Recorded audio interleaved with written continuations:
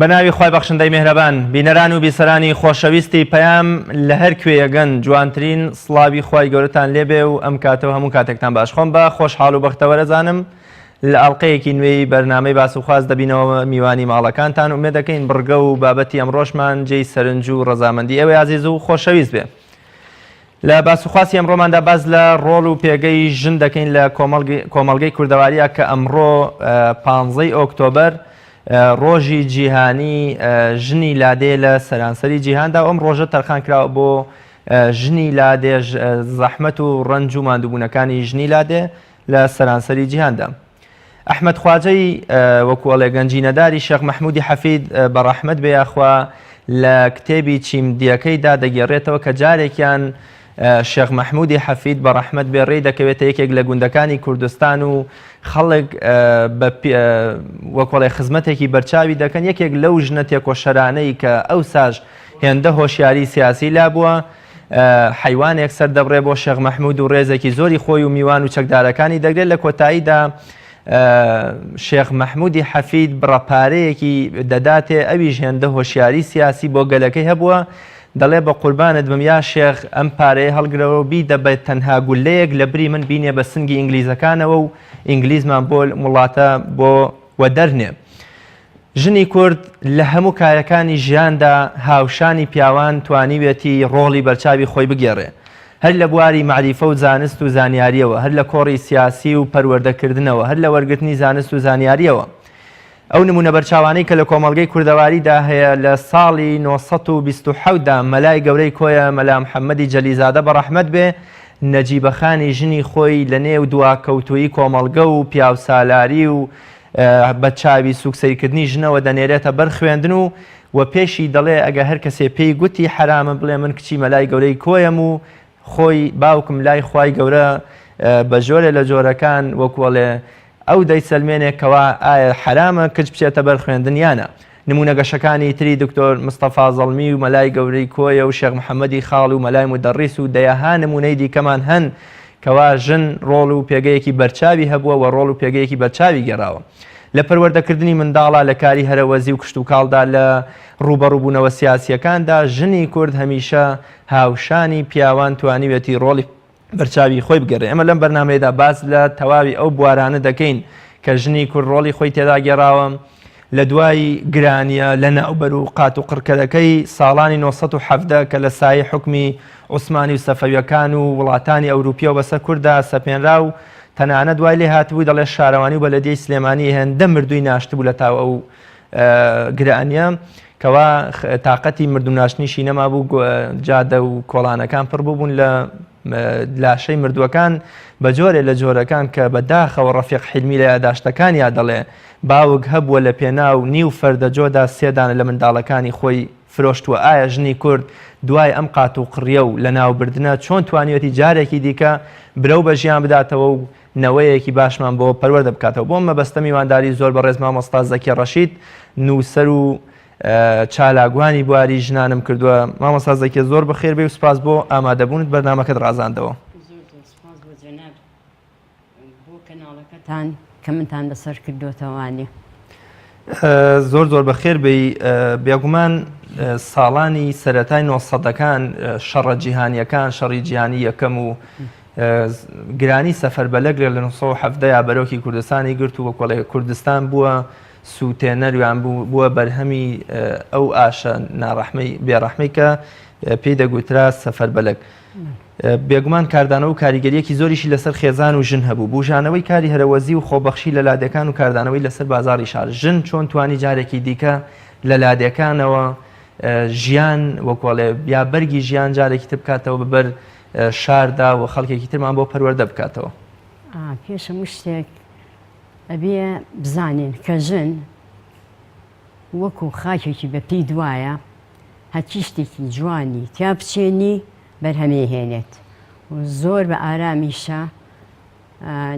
خەت لوت شۆڕ ناکە بۆ ئەو شتانەیە کە بە سەریەت دائیمە خۆی هەست دەکات کە لەسەر و هەموو مەشاکلەکانەوەی لە ژیانە. وەکو من باسییان بۆ کردووم کە شەڕی جیهانی یەکەم و شەڕی جیهانی دووهەم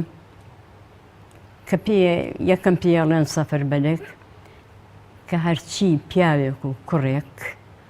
دەستی دارگرتوێتی بردویانە بۆ شەڕە بەڵام یان نەهاتوونەتەوانێ یان کوژراون دەبێ ئیتر بێساحێب بەبێ عنوان نەماون لە دوایە ژنەکان هەستاون هیمەتێکیان کردووە دەستیان لە مناڵەکانیان بەرنایەوە ژیانیان هەر بەردەوام بووە بە تایبەتی ژنانی گوند لە لادیەکان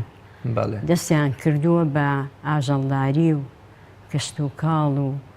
خانویان بەدەستی خۆیان سەد لەنوێ دروست کردووەتەوانێ و مناڵەکانیشان بەرەڵا نەکردو دەستیان بەسەر مناڵە وردەکانی شاگرتووە هەتا گەورەیان کردوون بەڵام لەویە ڕێژەی ژن ئەوەنە زۆر بووە پیاو نەماوە پیاوی وا هەبووە هەر کەس و کارەکەی خۆی ژنەکانیان لێمارە کردوون پیاوی وا هەبوو 4 ژنی هەبووە ئەجا پندێکی شەیە لە کۆنا ئەڵێ ژن ناخوا بەڵام ئەوان تەحەمولی وەزعی خۆیان کردووە لە عینی وەختی شاد دەستیان بەسەر ئافرەتەکانیان ناگرتووە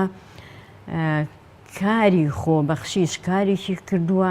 کە هەمویان یەکیان خۆش بێ پێویستیان بە یەک بێ هانا بۆ یەک بەرن ژیانیش بەرنەسەر بەڵێ کاتە ژنی کورد توانیوێتی وەکۆڵێ خۆی بکاتە قوربانی لە پێناو کۆمەڵگەکەی لە پێناو بژاندنەوەی سەر لە نوێ ژیانێکی ئارام بۆ کۆمەڵگەکەی بەڵێ لە پێناو ناوبانگی خۆشیە ناوبانگی زۆر بەلاوە گرنگە ژنی کورد ناوێ قەت پشکێت ئەو ناوبانگە کامەیە یان بوون ئەو ناوبانگە چییە کە ژنی کورد شانازی پێوە دەکا و نایوێ هیچ کاتێ ئەو ناوبانگەی بشکێ زۆربەیان کە پیاویان نەبووە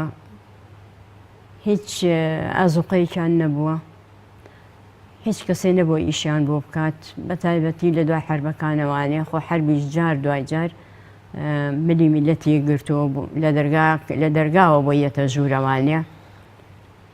ئەمانە هەمویان پاڵە ناو بە پاڵی یەکەوانە نانکەریان کردووە لە شارەکانە لە دەیەکانەوە هیچ ئاژەڵداری و کەشت و کاڵ و خانویان بخوان دروست کردوتەوانێ و بەڵام لە شارەکانی شاد دیسانەوە ئەو ماڵانەی بە ئیمکانیەت بوون ژنە هەژارەکان دووتیاندان نەنەوانووە چوون بە پارەیەکی کەم ئیش بکەن ژنی وا هەبووە نانکەری کردووە لە پێناوی دەنانە ئێواران بیباتەوە بۆ مناڵەکەی نانکەری کردو خۆشی هێلا کردووە بەس دەستی لە مناڵ بەرنەیاوە وەکو خێزان هەر کۆی کردوونەتەوە تا پێگەیشتون ئەمە سیما و سیفەتی ژنی کورد بووە یان بۆم نەتوانین بڵین هەموو دایکێک ئەم قوربانیە بۆ نەوە و منداڵەکانی خۆیەدا یان بڵین جیاوازی دایکی کورد لەگەڵ دایکی میلەتێکی تردا لە چیدا بووە کە بۆ نمونە لەگەڵ ئەو هەموو ناڕەحەتیە مێردی مردووە کوڕی مردووە برای مردووە کەسێکی نەبووە هاوکار و بژێنەری مناڵەکەی بێ چۆن خۆی تەرخان کردووە ئایا ئەمە تەنها سیما و مۆرکی ژنی کورد بووە لەو کاتە ژنی کورد ئەتوانم بڵێم زۆر ئازایە بەڵێ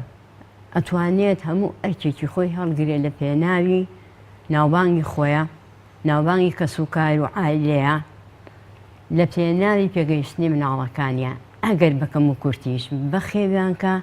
بەس هانا نابا بۆ شتێک کە عیباریانکە خۆی و مناڵ عیبارکات یان کەسوکاری عیبارکات لەبەرەوە من زۆر بە ئازایە زانم ژنی کورد هەر بۆ جارێکیش ئەمە ڕووی نەیاوە وەختی وا هەیە هەر بە شخصی لە خێزانەکانە ڕوئەیە پیاوی وا هەیە مناڵەکانی بەرەڵاکە جۆنایەتە ژن جۆنایەتە هیچ قانونێکی دین هیچ قیەمێک لێک نایەتەوانێ وەختی وا هەیە پاڵ بە مناڵی شەوانێت بە ژنی شەوانێت و خۆی بەخۆیژی زۆر باشە مامۆستا زەکیە ساڵانی 45کان دوای جەنگی جیهانی دووەم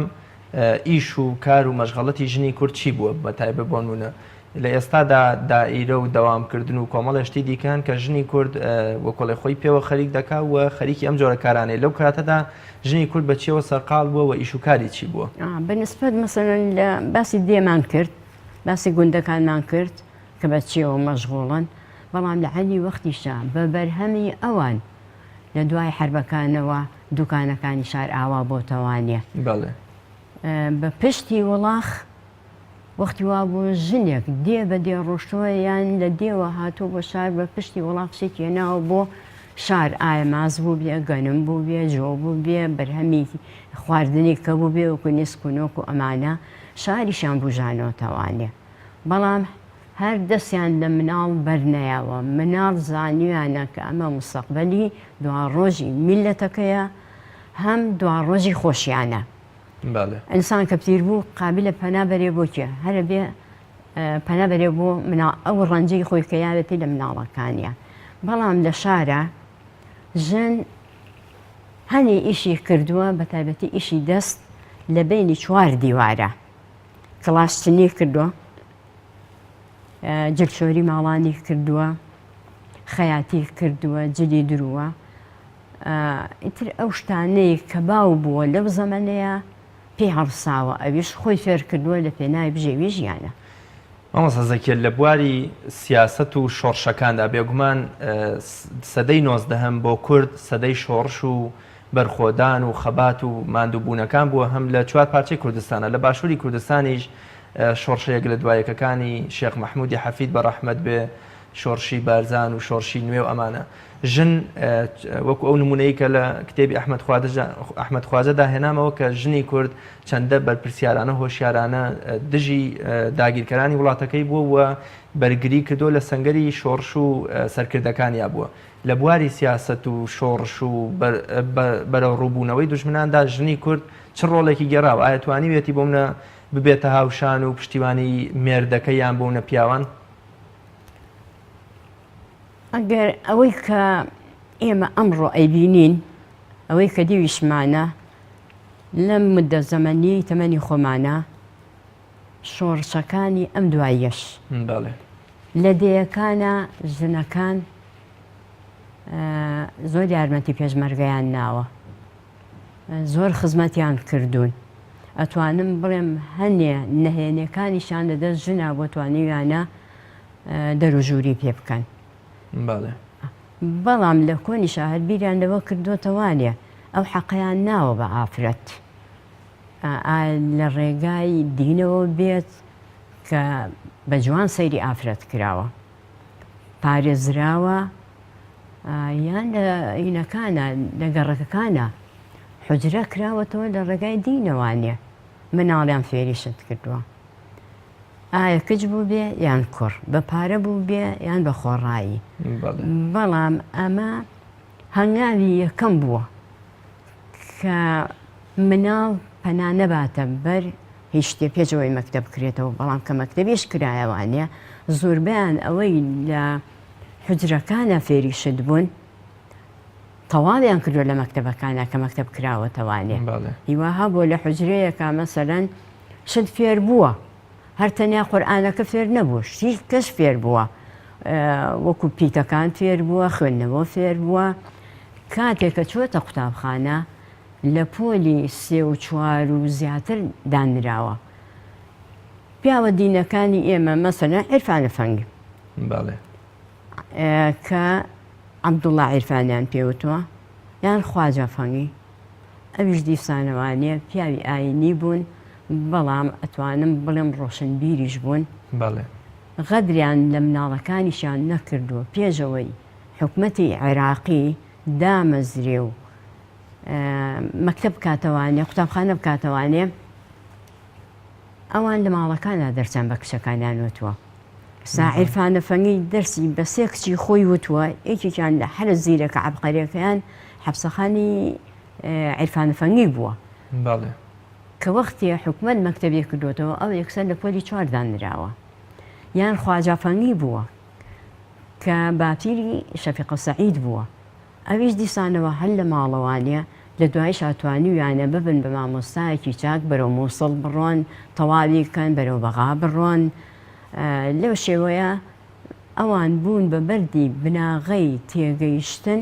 ئاینیش بوو بە بەردی بناغەی ئەوان بەڵێکەواتە ڕۆڵی ئاین و حجرەکان بێگومان ئێمە هەمیشە شانازی بە نالی و مەحوی و سالم و بێخود و پیرەمێرد و ئەمانەوە دەکەین کە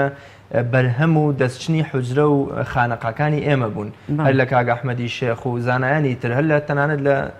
پیاوە سیاست مەدار و ڕۆشنبیر و چەکدارەکانیشمان لە شێخ قازی محەممەد و شێخ سەعیدی پیران و شێخ محمودی حەفید بەڕەحمەت بن کەواتە مزگەوت و حجرەکانی ئێمە چ ڕۆڵێکیان گێڕاوە لە پەروەردەکردن لەوەی کە ئەو زوڵم و ستەم و جیاوازیە چینایەتی لە نێوان ژن و پیاودا لە نێوان کوڕ و کچدا هەبووە نەیهێڵن و وەکوڵێ ئەو فەرمودەیە جێبەجێ بکەن کە پێغەمبەری خوا فەرمێ وەرگرتنی زانست و زانیاری فەرزە لەسەر هەموو نێر و مێیەک بە ئەگەرچی لە وڵاتی سینیش بێ. بەڵێ ڕاستە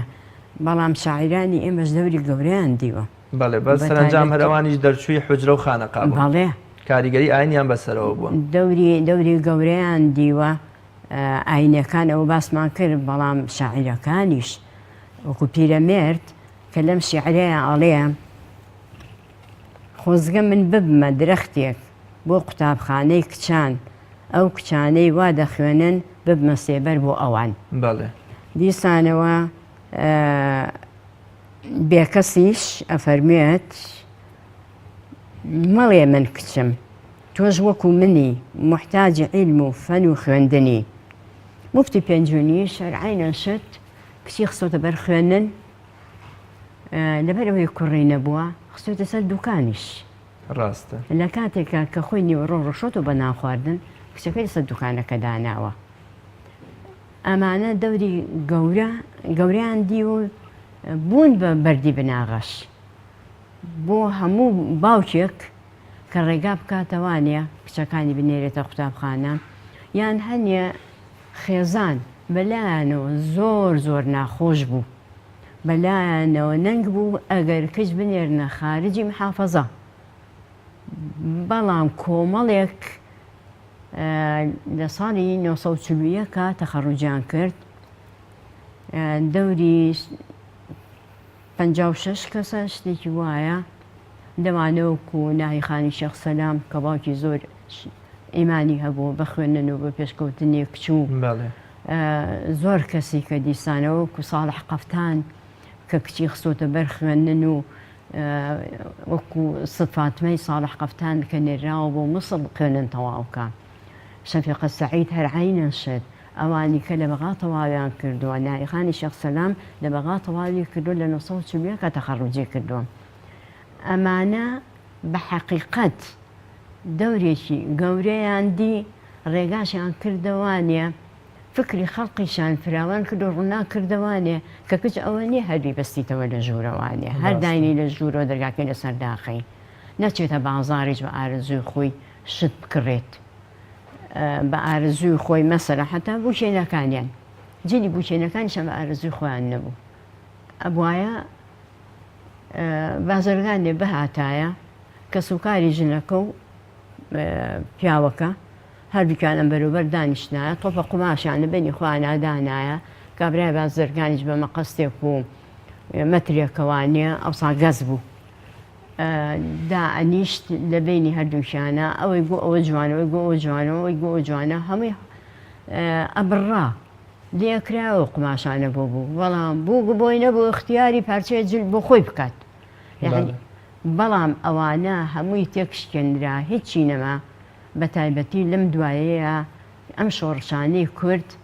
دەرگای کردەوانێ بۆ پێشکەوتنی کچ بەوەی کە حەقی خۆی بەدەستی خۆی بێنێتە دی. زۆر باشە. بە باسمان لە ڕۆڵی حجرە و خانەخاکان کرد شاعیرانی ئێمە وەکو ئەو نمونانی کە جەنابیش داماژت پێکردن ئەوان چ ڕۆڵێکیان لەم بزوتنەوە وەکۆڵێ وەرچەرخانە فکری و ڕۆشنبیریەی کچاندا گێڕا شاعیری ئێمە تا چەند توانی وا بکە کە کچیش خاوەن مافە کچیش پێویستە بڕیار لە چارەنووس و داهاتووی خۆی بدا کچیش فێرە زانست ببێ تا چەند بۆ نمونە شاعیران ڕۆڵیان گێڕا یا مامۆستا خۆبەخشەکان بە تایبەت ئەوانەی لە سەرەتا و لە سابوونکەران. بەڵێ ڕاستە ئەوانەیە مامۆستا خۆبەخشەکان زۆر گرنگ بوون بە نسبەت میلەتی کورد چونکە ئەوسا وا نەزانی ئەبێ کۆمەڵێک پیاوی تاکە لە عائیلەکان ئەوە ئەتوانێ لە تورکیا بخوێنێت و مەسەن لە بەغا بخوێنێت و تر بێ ئەوانە خوێنەوار بن و ئەوانە حەق وەرگرن بە هەموو نەوعێ بەڵام ئەو جەماعەتەی کە لە مەکتەبی لە قوتابخانەی زانستی لە سابوونکەران کردیانەوانێ دەرسیان بە قوتابیە نەخوێنەوەرەکانی کوڕان ئەوانەی کە پیشیان کردبوو بە شتێکی سەرەکی لای خۆیان ئەوانیان وا لێ کرد لە بازاڕەوانێ بە کۆڵمکیسەکانیانەوە بگەڕێنەوانێ لە مەکتەبی شەو بخوێنن. دواییش ئیتر خەڵق دامەزراو ئەوانیش پێیان خۆش بۆ ئەو خوێندنە کە مناڵەکەی نازانێش خوێنێتەوە خوا نەزانم خوێندنەوە ئەو ساڵ نەخوێنەواری دانرابوو بە چۆر وایە نەزانی ئیتر ئەمە چۆرە هیچ نابینەوە عەقڵیشی لەسەران نییە. ئەوانیش بوون بە پێشڕەبێک بۆ ئەوەی ئەو دەقە پشتێنن باوکەکانیش خوێنەوار بێت و مناڵەکانیش بنێرنە مەکتەب. زۆر باشە. بێگومان لە زۆربەی کایەکانی ژیاندا لە کۆمەڵگەی کوردەواریە ژن ڕۆڵی بەرچاویە بووە، وەکو دکتۆرێ لەلایەنی تەندروستی و حەکیمێ، وەکو مامۆستایە، وەکو پەروەردەکارێ. حەبسەخان لە بەخشندەیی و خوێندن و ئاشتەوایی و کاری پزیشکی و زانیاریدا لە گەڕەکەکاندا وەک تا ئەو کاتەش بۆونە بوونی مەسیحیەکان و جوولەکەکان و موسڵمانەکان پێکەوە ئاشتەواییەکیشیان فەرامێناوە. ژنی کورد لە بواری تەندروستی و چارەسەرکردنی خەڵک و بەخشینەوەی زانست و زانیاریە چۆن توانیوێتی ئەو زانست و زانیاری کە خەڵکی تر فێری کردووە ئەم بیبەخشێتەوە بە ئەوانەی دیکە یان بیبەخشێتەوە بە خەڵکێکی دیکە. باڵێ ئەوانەی کە ئیتر ئەو قەیدەیان هەڵگرت لەسەر کچان ئەوانە هۆ بوون بەوەی کچ بچێتە مەکتەب. حەبسەخانی نەقیب یەکێک بوو لەو ئینسانە تێگەیشتووەی زەمانی خۆی، بەڵام ئەو بە حکمی دووشت توانی هەنگاو بنێ.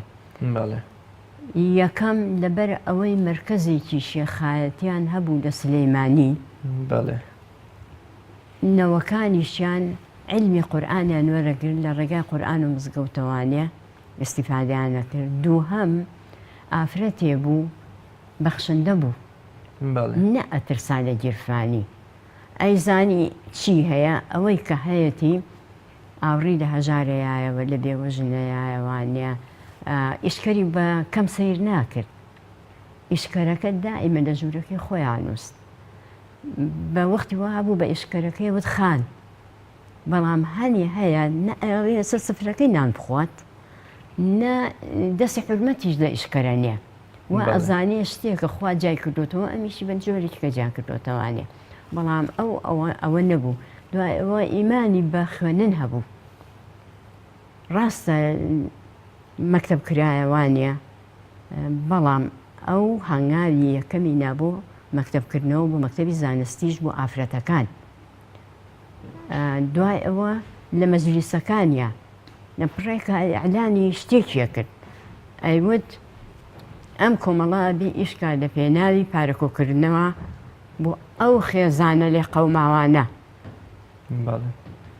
ئەو حەملەیە ئەوەی کرد هەمووش ژنی شاری سلێمانی ژنە نادرەکان و خێزانە دەوڵەمەندەکانیش ئەوانەی کۆ کردەوان و حەملەیان نەکرد بە پارەکۆکردنەوە، ئەو پارەیەش ئەیرا بە خێزانە فەقیرەکان یان ئەوانەی هەتیون. زۆر باشە. ژنی کورد و پێکەوە ژیان ئاشتی بەتایبەت لەو سەردەمەدا بمانەوێ نەمانوێت سلێمانی لە چەند ئاینێکی جیاواز پێگاتووە، حتا گەڕەکی جوولەکان و گاوران و نازانم حاجی حانەمانە کە مەسیحی و جوولەکە و موسڵمان پێکەوە ژیاون و تەنانە بوونە عەشرەتەکان، زمانە جیاوازەکان، لەهجەکانی کوردەواری تا چەند ژنی کورد نەرمونیانانەتر بە جیاواز لەگەڵ پیاوان توانیوێتی لەگەڵ دراوسەکەیدا پێکەوە ژیان و ئاشتی و یەکتر قبولکردن بهێنێتە دی. ژنی کورد چ نمونەیەکمانەیە کە توانیوێتی بۆ منە ژنێکی موسڵمانی لە چێک بەسەر لەگەڵ مەسیحیەکی دراوسەیدا لەگەڵ جوولەکەیەکدا لەگەڵ ئەوەدا بتوانێت پێکەوە هەڵبکەن. بەڵێ ئەوسا مرۆڤایەتی خراپە پێشچاو. فەرقی تەبەقیش نەبوو. مەسیحیە گەهات ماڵێکی لەو بەر ئێمەوانێ بەکرێ ئەگرت. مەسیحەکە خەڵقی ئەم شارەژ نەبوو، خەڵقی بەقا بوو، خەڵقی سووریا بوو، یان لە مەکتەبەکان دەرسیانەوە تەوانێ نێرابوون. من مامۆسای عەرەب دەرسی پێوتوم، مامۆسای بەهایی دەرسی پێوتوم، دراوسێ مەسیحیمان هەبوو. بەهائیش هەبوو ئەو کاتە؟ بەڵێ بەهائیش هەبوو. دراوسێمان بە دەوری 40 ساڵ دراوسێمان بوو لە گەڕێکی شیخان، ناوی بەدری عەباس بوو، مێردەکەشی ناوی سەلمانە فەنگی بوو. دوای ئەوە ئەو بەهائیە ئەمەنە دڵی نەرم بوو دوو خوشکی گەورە کرد لای خۆی یەکێکیان ئیشی بۆ بکە خوشکە گەورەکەیان بچووکەکەشی کە لە لادێ لیان قەوما باوکو دایکەکەی نەما ئەویشی هێنایەوە پەنا خوشکەکەی لە ماڵەکەی خۆیان ناردێ مەکتەب کردی بە مامۆستا لە مەکتەبی عێراقیەش بوو ناوی نەزیرە بوو یعنی شتێکی جوان بوو شتێکی تایبەت بوو کە لەگە خۆی ئەیهێنا خۆی مناڵی نەبوو لەگە خۆی ئەیهێنا و پێشی خوێن و لەگە خۆشی ئەیبردەوە لە ماڵەکەی خۆشە پەروەردەی کرد هەتا بوو بە مامۆستا کەواتە لەو کاتا ژنی کورد توانیوێتی ئاشتی و سەقامگیری و پێکەوە ژیان و تەعاملکردن لەگەڵ ئاینەکانی تردا بخوڵقێنێ و بهێنێتە دی بەڵێ ژنی عەرەبیش من کە لە بەغا بووم مشریفەی داخلیەکەمان ئافرەتێکی تکریتی عەرەب بوو کەوتم لە سلێمانێتی لە چ گەڕێکی وتم گەڕێکی کانێسکان وتی تو حەبسەخانە ناسیت وتم وتی ئەیزانی من غەریبم تەنیاشم هەموو نیوەڕۆیەک نانی نە ئەخوار سفرەکەی داخز نانی نە ئەخوار بەبێ من ئانار بە شوێنما من لەگەڵ ئەو نان بخۆم دیسانەوانێ سومعەی کورد و ناوبانگی کوردی بەرز کردەوانێ یارمەتی خەڵقی زۆر ئەیە هەرچەر نەبوو لێ قەوماویش بێت ئەوانەی کە لە دەرەوەی شارە هاتن لە ماڵی خۆیان میوان نارێتیشی ئەکردن و خزمەتیشی ئەکردن و حرمەتیشی ئەکردن و بەڕێشی ئەکردن و دیاری کوردەواریشی ئەیانە جلی کوردیشی لەبەرەکردن و ڕسمیشی لەگەڵ زەکیە لە کۆبوونەوە کۆمەڵایەتیەکانە بە تایبەت ئەگە بچینەوە بۆ دیوەخانەکەی شێخ مەحموودی حەفید و بنەماڵەی شێخەکان یام هەر بووم هەر ئاغایەکی تر ژن لە نێو دیوەخاندا چ پێگە و ڕۆڵ و بەرچاویەکی هەبووە بۆ منە تا ئێستاش زۆر جار دەگوترێ باژن نەیەتە مەجلیسی پیاوە باژن قسە نەکایە باژن هیچ بۆچون و ڕێیەکی خۆی دەرنەپڕ لە یاوەکو شتێکی مادی بێگیان دانیشە و هیچ وەکۆلە فزەیەکی لێوەنێ لەو سەردەما ژن چۆن توانیوێتی لە بڕیارە چارەنووسسازەکاندا قسە بکە لە لایەنە کۆمەڵایەتەکان لە سڵح و ئاشتەواییەکانە لە زۆر شتی تر ئایا ژن لە نێو دیوەخاندا هیچ پێگە و ڕۆڵێکی پێدراوە؟ بەڵێ پێیراوە ئەویش لە ڕێگای باوکیەوە لە ڕێی سەقافەتی باوکیەوە ئەو حڕێتی وەرگرتووە مەسەلەن شەفیقە سەعید دائیمە لەگەڵ حەبسەخانی عیرفانە دائیمە لە مەجلیسەکەی حەبسەخانی نەقیبا بوون حەبسەخانی نەقیبیش ئەو قەیدەی شکان بۆ ژنان هەمووی چاویان لە دەستی پیاوە بێت و بۆ هەموو شتێ پرس بە پیاو بکەن ئینسانێک کە هەستێ ئیشێکی خێر و باش بکات پێویست ناکات ئێتر ئەوەنە پرس و ڕابە پیاو بکات دوای ئەوە جاران پیان وتووە ئافرەت ناقص العقلە وە ناقص العقلە ئەی ئێستا بۆ ناقص العقل نین مهندسەمان هەیە پەرلەمانیمان هەیە شۆرتەمان هەیە بە ڕوتبەی باش و بەرزیش دوای ئەوە لە هەموو بوارێکە ئەو هەموو دکتۆرێمان هەیە ئەو سەیدەلانیمان هەیە ئەتوانم بڵێم زۆر ئەمڕۆ لەو قەید و شەرتە دەرچوون کچانی کورد پێگەیشتون شانیان ناوە لە شانی کچە ئەوروپی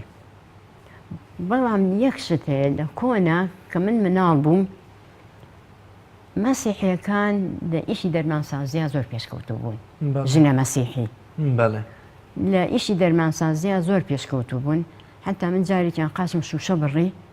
دایکم پەلی گرتمەوە یەکسەر بردمی بۆ ماڵی ئەو مرێمخانە مەسیحیە دراوسێمان بوو ئەو دەرمانێکی گرتەوانی و قاچی بۆ دەرمان کردم و بەستی لەگەڕێکی گاورانیش کۆمەڵێکە بوون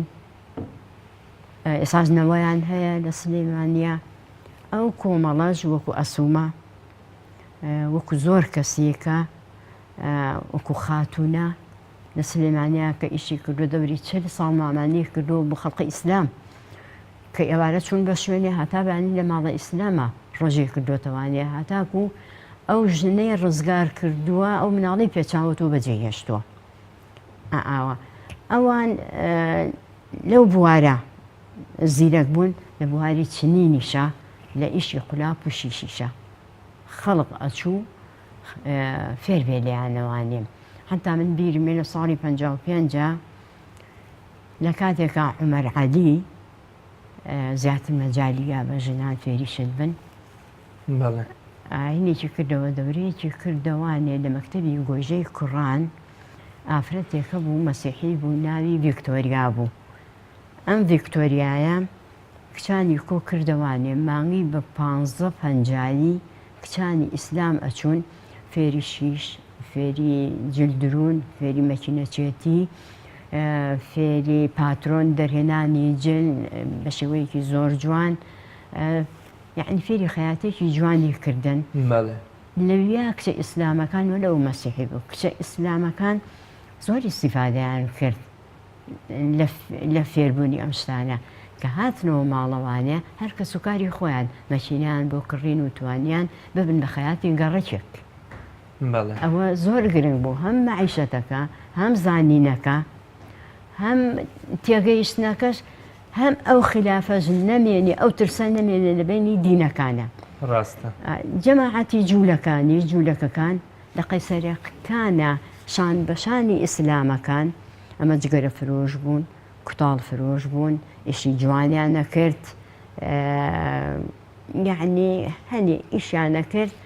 ئیسلامەکان پێیان نەئەوێرا بەو ئیشە. هەر چەندە پاڵ بە پاڵی ئەوانەوە لە قەیسەری نەقیب و لە قەیسەری عوسمان پاشا من خۆم دیومن ئیشی جوانیان کردووە، برایەتیشان خۆش بووە. وەختی وا هەبوو ئیسلامێک لەگەڵ مەسیحیەکە شەریکی گیرفانی یەکتری بوون، کەسبەکان بە شەریکی بوو بە سقە یەکتری ئیشان کرد و کەسبیان کردووە. کە جوولەکەکان ڕۆشتنەوانێ لە ساڵی 1949 هیجرەتیان کرد بۆ تەل ئەبیب و ئۆرشلیم بە پێ ئەوەی خۆیان ڕێخست و قان کرد بە دەوڵەت و ئازایانە. هەنێ جوولەکان لە خۆشی نازەم سەروەتەکەی بوو بەجێی نەهێش یان لە خۆشی ئیسلامەکان و ڕەفیقەکانیان بوو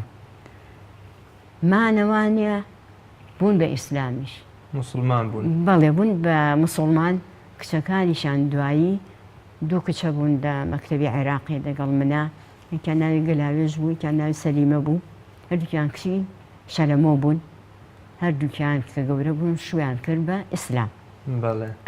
جا زۆر بە سوودفە من چەند ساڵ من لە 54 ئەوانم دیوە لەو مەکتەبە لە 2004 سەیرم کرد لە لەندەن یەکێک هەڵەسێ لە بەرم و ڕێزم لێگرێت و کورسێکی خۆی مەیاتێ لە ناو مەجلیسەکە پرسیم وتم ئەمە کێیە؟ خۆ ئەمانی کە هەموو ڕەفیقن و خەڵقی گەڕەکن و خەڵقی سلێمانین بۆچی ئەم هەمویان زیاتر ڕێزم لێگرێ؟ تی ئەی نایناسی وتم نەوەڵە تی کچێەوە گەلاژێ کچی شەلەمۆیە ئەی کەم یاریمان کردو بە یەکەوە، کەم دەست بە دیوار و تۆپتۆپیان کردو بە یەکەوە. ڕاستە. یعنی بەوەفاش بوو بۆ ئەو ڕەفاقەتە کە چەند ساڵ بوو ئێمەشی بە جێهێشت بوو شوی کردبوو تەبعاً ماڵ و مناڵی خۆی هەبوو. زۆر باشە. مامۆستا زەکیە وەک دەزانی ئەمڕۆ ڕۆژی جیهانی ژنی گوند و ژنی لادێ و گوندنشینەکانە. لەم ڕۆژەدا ئێمە بۆچی ئەم ڕۆژە دانراو بە ڕۆژی ژنانی لادێ یا ئێمە چی بکەین بۆ ئەوەی زیاتر ڕێز و شکۆی ژنی لادێ بگیرێەوە ئەو ژنی لادەی کە وەکو جەناب داماژت پێکرد لە سەرەتاوە بووە بناغەی دروستکردنەوەی کۆمەڵگە، دروستکردنەوەی خێزان، دروستکردنەوەی پیاوی مەرد بۆ کۆمەڵگەکەمان چۆن جارێکی دیکە ئەو ڕۆڵ و پێگەیە بگەڕینەوە بۆ ئەو ژنانەی کە پێیان دەگوتێ ژنی لادێ یا بە جۆرێ لە جۆرەکان لەلایەن ژنی مۆدە و ژنی شاریەوە بە چاوی ژمارە دوو بە چاوی بێبایەخەوە سیر نەکرێن. بایەخی ئەوان زۆر گەورەیە. ئەبێ باخیشان پێبیرێت، ئەبێ هەوڵیش بیرێ لەگەڵیان کە باری تەندروستیش و ئاژەڵداری و حەیوانداری و یعنی قەزم هێنا کەشت و کاڵ و ئەمانەیە بۆیان بەرزکەنەوە لایەن ئاسان بکەن. با ئەو مەچینە شتانەیە کە بۆ زەراعەت بەکارێنن یان ئەو حەملانەی کە لە بەیتەرەوە ئەکرێت بۆ حەیوانەکانیان با ئەو حەملانە زۆرکەن لە لادێکانە کاریان بۆ ئاسان بکەن یان ئەو مەچینەی کەشت و کاڵیانە بە هەرزانتر پێیان ببەخشن لە عینی وەختە تەرجیعیان کەن بۆ ئەوەی لەسەر مێهنەی خۆیان بمێننەوانێ. ئەوان زۆر گرنگن، زۆر مهمن لەبەر ئەوەی نەریت و کللتوریشان پاراستووە نەک لە باری ئاژەڵداریەوانێ و کەشت و کاڵیەوە لەبارەی جلوبەرگیشەوانێ. سەردەمێک خەڵقی شار وای هاتم جلی کوردی لەبەر نەکە پێی عیب بەلا عیبەوە بڵێ بەڵێ بەڵام لەوانەوە جارێکی کە دیسانەوە جلیش گەڕایەوە بە ناو شار هیوادارم هەمویان سەرکەوتوو بن ئەم ڕۆژەشان لێ پیرۆز بێت خوا قووەتی زیاتریان باتیە و هیمەتی زیاتریان باتیە هەمویان خۆشەویستی میلەتەن هەمویان بەرهەمهێنەری ئەم خاک و ئەم شوێنن کە هەمومان احتیمال دەکەین ئێستا زۆر باشە مامۆستا زەکیە باسی جلی کوردیت کرد جلی کوردی جلێکی سنەتی جلێکی جوان جلێک وەکۆڵێک کاڵا بە بەری باڵای میلەتی کووردە ژنی کوردی هەمیشە پێوە شانازی کردووە لە ڕابردوودا لە ئێستادا ئێستا لە ئێستادا بە جۆرە لە جۆرەکان جلی کوردی هێندە فرامۆشخراوە لە ساڵێکداگە لە بۆنەیەکی وەکو نەورۆز لە جەژنێکی وەکو قوربان و ڕەمەزان جارێک لەبەر ژنی کوردی دابینی ئیدی هەمووی جلی مۆدەی تورکی و ئەوروپی و ئەمەیە ژنی کورد چۆن لە ڕابردووداوە ژنی لادە چۆن پارێزگاری لەم بەها کەلتوریەی خۆی کردووە چۆن یەکێک لە ناسنامەکانی ئێمە جلی کوردیە وەکو زمانمان وەکو شوێنی جوگرافیمان وەکو مێژوومان ئێمە شانازی بە جلی کوردیەوە دەکەین تا چەند ژنی کورد لە ڕابردوودا و لە ئێستادا بتوانێت پارێزەری ئەو جلە کوردیە بێ و چۆن توانێتی بیهێڵێتەوە ئێستا بەهۆی بۆنەکانەوانە لە بری قاتێ جل چەند قاتێک دەکرێت یعنی ئەمە هەمووی تەکلیفە بۆ سەرخێزانەکان بەڵام ژنی کورد مۆدێلەکەی نەگۆڕیوە هەر وەکو خۆیەتی کەواکانیان وەکو خۆیانە چەفتەکانیان وەکو خۆیانە سەر و کڵاوەکانیان وەکو خۆیانە با نەیان بێ لە ئاڵتون هەمووی دروستکەن بەس لە سکەی ئیحمال کراو کە سقوتی کردووە ئەو سکەیە بەکار نایەت ئەتوانن ئەوانە بەکاربێن زۆر جوانیشە پێیانەوانێ مهم ئەوەیە نەریت و کلتورەکە تێگنێن بەڵام ئەوان بناغەن بۆ ئەوەی کلتور تێک نەچێت بەڵام لە شاری سلێمانیا مەسەلەن ڕاستە جلی کوردیەکەن سەیرەکەی مۆدلەکانیان گۆڕیوە فەقیانەکانیان گۆڕیوە قڕیشان خستۆتە کەواکانەوانێ بە شێوەیەکی تر دوورە لە کەلتور و نەریتی کوردەوەدەواریەوە بەڵێ چۆن پارێزگاری لەو نەریتە بکەین یاکی ئەتوانێت جارێکی دیکە پارێزگاری لەو نەریتە بکە کە جلی کوردی هەروەکو کەلتور و نەریتە کوردیەکە بمێنێتەوە خۆمان نەتوانین ئەو چینی خوێنەوارە ئەتوانێت دیفاعی لێکات ئەتوانن هەموو شتێ بپارێزن لە پێناوی مانی میلەتی کووردە ئێستا سەیرەکەی هەر کووردە بە پێی شوێنەکانە گۆڕێ مەسەلەن ئەهلی کەرکووک وەکو من بەبیرم بێ هەرجە لە کوردەکانیان نەبەراوە بەڵام شێوەی فۆتەکانی سەریان وەکو سەرکڵاوی مەنتیقەی سلێمانی نەبووە ئەمە یەک دووەمینی کەواکانی خەڵقی سلێمانی کە کوی ئەکەنەوانێ خەنی گیرفانەکانیان سوچەکانی خەنی گیرفانەکانیان یان لە کاتی ئیشە کۆی ئەکەنەوانێ ئەی بەسن بە پشتیانەوانێ بۆ ئەوەی ڕێیان لێ نەگرێت و پیسش نەبێت لە سەردەمێکە مۆدێلێکیان داهێنا لە سلێمانی من مناڵ بووم لەبەر سەرمای زستان چاکەتی قەستۆریشان لەسەر کەواکا لەبەرە کرد ئەو چاکەتە قەستۆرە هی مەنتیقەی ئەترافی گەرمیان بوو کە سلێمانی چالی لێەکردن بەڵام ئێستا سەیرەکەم ئەوەتی ڕاپەڕین بووە خەڵق خۆشەویستی جلی کوردی زۆر دازیا بووە زیاتر بۆ بۆنەکان بەکاری ئەهێنێت زیاتر هەموو کەسێک زیادە دەستێ لە دوو دەست هەیە و بەکاری ئەهێنێ بەڵام ئەو ڕازانەوەی کە ئەی ڕازێن نەوانێ هەر وەکو بۆ شانۆیەک خۆیان بەڕازێن نەوانێ جوانە یعنی شتەکە هەر زۆر جوانە ئیتر ئەو کانزایەی بەکاری ئەهێنن هەچی چۆنە بێ مادام جلی کوردی و نەریتی کوردیان پێپاراستووە هەر جوانە زۆر باشە مامۆستا زەکیە بێگومان لە دوای ڕاپەڕین کرانەوەیەکی زۆر بەڕووی ژنی کووردا لە وەرزش و هونەر و دەوامکردن و چوونە دەرەوە بە جۆرە لە جۆرەکان ژنی کوردی وەکۆڵێت چەند دەرگایەکی بەڕوودا کرایەوە ئەمە ناو بنین شتێکی باش یان بەونەش ئەرکی ژن تا چەند بۆ منە قورس بووە دوای ڕاپەڕین ژنی کورد چۆن بۆ کۆڵی لە وەزیفەی دایکایەتی خۆی بەجۆی لە جۆرەکان تۆزێ پاشەکشەی کردووە هێندەی کە خۆی تەرخان کردو بۆ کۆمەڵگە بۆ دەوام بۆ وەرزش بۆ هونەر چۆن ئێمە لەمە بنوارین خۆی دایکە دایکە بەڵێ دایک کاری خۆی ئەزانێت دایک دەست لە دایکێتی هەڵ ناگرێت چونکە ئەزانێ مناڵ چەند خۆشەویستە دایک ژن مامۆستا هەموویان لەسەر یەکتەری بەڕۆن بە یەکتەری با ئەڕۆن مامۆستا خۆشەویستەکەی بۆ مناڵ دایک بۆ مناڵەکانی خۆی ژن بۆ ماڵ و حاڵی خۆی دڵسۆزە بۆ مێرد و ماڵی خۆی دڵسۆزە دەرگای خۆی پارێزێت ماڵی خۆی ئەڕازێنێتەوانێ دەوری گەورەشیان هەیە بۆ ئەم دەورە گەورەیان هەیە سیرەکەی ژنێک ئەگەر پیاویشی نەبێت خۆی بە مەسئولێتی خۆی هەر هەڵاسێ مناڵ بە پاک و تەمیزی بەڕێ ئەکات بە برسێتی بەڕێیان ناکات بەڵێ وەختی وا هەیە خۆی مامۆستایە مەسەلەن ژنی ئێستا ئەگەر مامۆستاژ نەبێ بەڕێیانەکا بۆ مەکتەب ئینتیزاری شانەکانیەوە ڕۆ بێنەوانیە نانوچەشتیشان بۆ حازرەکات لە شەویشە نایاڵێ لە هیچ شوێنێ بن لەژێر ڕقابەی خۆیان وەختی وا هەیە هەتاکو نیوە شەویش چیرۆکی کۆن لە چیرۆکەکانی داپیرە ئەمانە هەمووی ئەوترێتەوە بۆ مناڵەکان ئەم مناڵانە ئەو چیرۆکانە ئەبێت بە بناغەیەک بەوەی کە بزانێ دایکی چۆن ژیاوە باپیری چۆن ژیاوە و شارەزای مێژی میلەتەکەشی بێ بەڵێ شارەزاش بێ و دوای ئەوە هیمەتێکیش ئەکات خۆی ونی نەکە ئەوە بەلایەوە خۆشە مەسەلەن من باوکم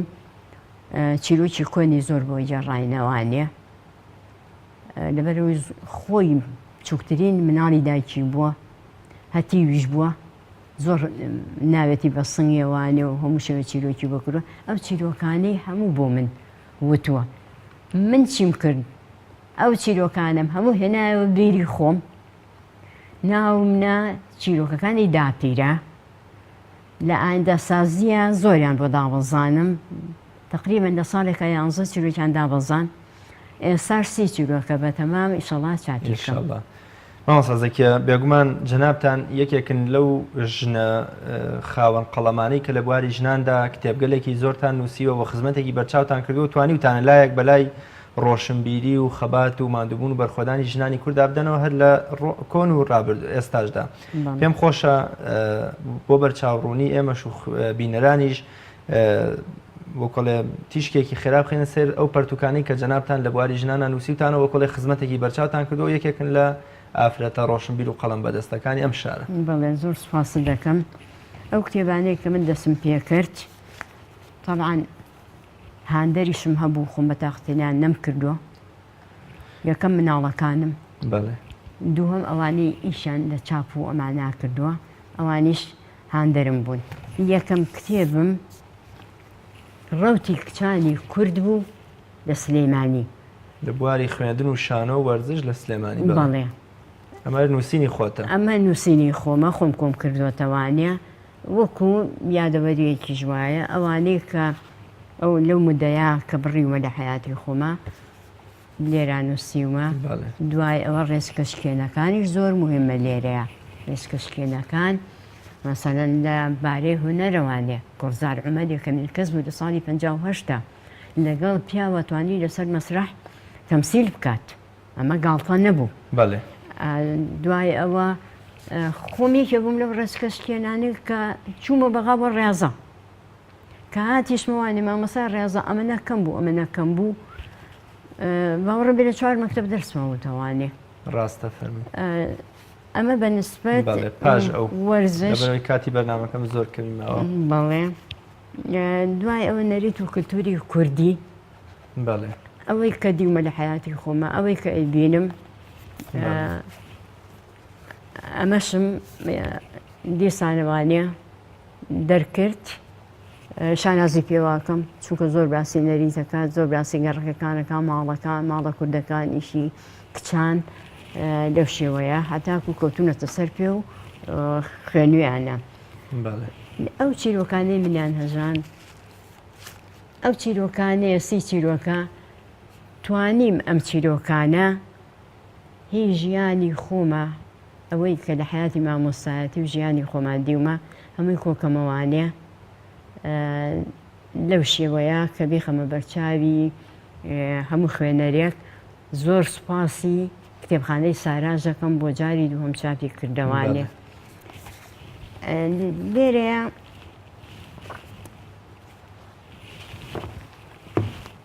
بزوتنەوەی کچانی کورد لە سلێمانی بەڵێ ئەو ژنانەی کە لە ساڵانی قەرنی 19ەوە بۆ 20 بۆ ئێستا هەموو هەوڵیان ناوە، هەمووی بە تەبیعەت ئیشی باشیان کردووە، ژیانی ئەوانە نووسیوە. بەڵێ ئیشە باشەکانیشیان تەبعاً بێ پاڵنەریش هەبوو بێت لە کاتی خۆیان یان خۆیان حڕ بوون لەو ئیشەیە. ئەم کتێبە تەرجومەیە، تەرجومەیە کتێبێکی سووری لە عەرەبیەوە کردومە بە کوردی. وابزانم لە هەموو ماڵێکا تەقریبەن هەیە ئیسیفادەیان لێ کردووە، تەمەنیان درێژ بێ هەموو لایەک. کۆتا پەرتوو کرد پێم وابێ ئەوەی کە من زۆر بە تەنگێوەیە ئەمە چاپ کرێ بۆ مناڵان. 10 ڕۆژ پێش مانگی یەکەم بۆ پۆلی یەکی بنەڕەتی 10 ڕۆژ دەرز نەخوێنی ئەو مناڵە. مامۆستاکە ڕابەرەکەم ڕای دێنێت لەگەڵ هەموو مەکتەبەکە، لەگە جەوەکەیە، لەگە دەرەوەی مەکتەبەکە، لەو کۆڵانێکەوە کەیت ئەمە دەست دایکانیش بکەوێت و باوکانیش بکەوێت زۆر زۆر ئیسیفادەی هەیە. بەڵام بەداخەوانێ 7 ساڵە بۆم چاپ ناکرێت. ئەگەر بە نرخێکی کەم چاپ کرایە خۆم ئەم کرد، بەڵام ئەمە 30,000-50,000 زیاتری ئەوێ بۆ کوردستان چاپ کرێ. 30,000 نوسخە. بەڵێ زۆر باشە. خۆزگە چاپەکرا، خۆزگە هێکی هیمەتێکیە کرد لەبەر خاتری من نا، لەبەر خاتری مناڵان. چونکە مناڵ زۆر پاکە، گوناحە لە ئەوە ڕۆژەوانە دێکن بە دوژمنی مدیری مەکتەب و مامۆستا و ئەمانە. ئاخر کتێبم شارێک لە دڵی ژنێکە باسی ژیانی خۆم و پێش خۆم کە دایکم یادداشت و بیرەوەریەکانی ژیانتە. بەڵێ یادداشت و بیرەوەریەکانمە، بەڵام باسی هەموو شتێکم کردووە. زۆر سپاس دەکەم. ئەمە تەقریبەن دە 12 نمونەت زۆر بێ، قەڵەم بەدەر بە بڕشت بێ. بەڵام ئەوەی کە ئێستا بە دەستمەوەیەوە نەکراوە گەڕانەوە بۆ سروشت ژن و ژان و ژیان. ئینشەڵڵا تەمەن باقیە بێ و تەندروستی باشە بێ بۆی ئەوانیش بخەیتە بەردیدەی خوێنەران. ئینشەڵڵا قسە باوەکان ئەوانەشم هەیە. ئینشەڵڵا کاتی بەرنامەکەم تەواو بکەم خۆش بە زیاتر لەسەر بەرهەمەکان بەخۆشی ئەم میلەتە. هیوای لەش ساغی و تەمەندرێژیت بۆ خوازم زۆر سپاس دەکەم بەرنامەکەت ڕازاندەوە ئومێد دەکەین بە کۆلێژیانی ژنانی کورد بەرەو سەرکەوتن و پێشکەوتنی بەرچاو بڕوا و هەموو ژنانی کورد بە سەربەرزی و ئازادی بۆ خۆشگوزەرانی بژین. زۆر سپاس دەکەم. بە هیممەتی براکانیان و مێردەکانیان و کوڕەکانیان و هەمووی کۆمەڵگە هەمووی زۆر سپاس دەکەم. بینەرانی بەڕێز و خۆشەویست لێرەش داهاتمە کۆتایی ئەڵقەیەم ڕۆمان تا بە یەگەشتنەوەکی تر بەخوای گەورە مێربانتان ئەسپێرم. خواتان لەگەڵ.